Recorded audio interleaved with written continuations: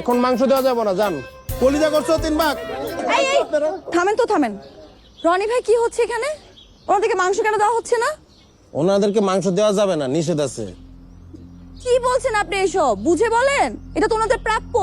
আরে বাইরে আমারও কইতেছেন কেন? আমার কয়ে লাভ আছে? সুভাই আমার নিষেধ করছে, নিষেধ আছে। এনামকে অনেক কাজ আছে, জানতো পরে কথা কইন। এই ভাগ করে দাও। আশ্চর্য, এটা কোন ভাই গোস্ত দাও ভাই। এই আপনারা সবাই দাঁড়ান দাঁড়ান। এই তাড়াতাড়ি কাজ করো না, বুঝলাম না, দেরি হয়ে যেতেছে না।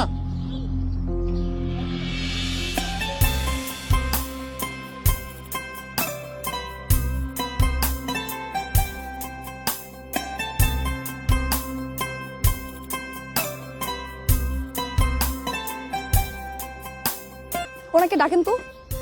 কম হইব না তো না? হ্যাঁ,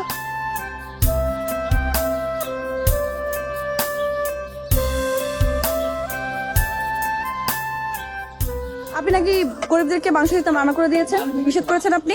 কারণ কি? কারণটা খুব সোজা, সে সহজ কারণটাই কি? আপনাকে বলতে পারি, কিন্তু আমাকে 500 টাকা চাঁদা দিতে হবে। 500 টাকা? হ্যাঁ। আশ্চর্য, কি শুরু করেছেন আপনি? ফাইজলামি নাকি? ভাই কটটা চড়াই দেই। হ্যাঁ হ্যাঁ, চল আচ্ছা চল ঠিক আছে, 500 টাকা দিচ্ছি। কারণটা কি একটু বলেন।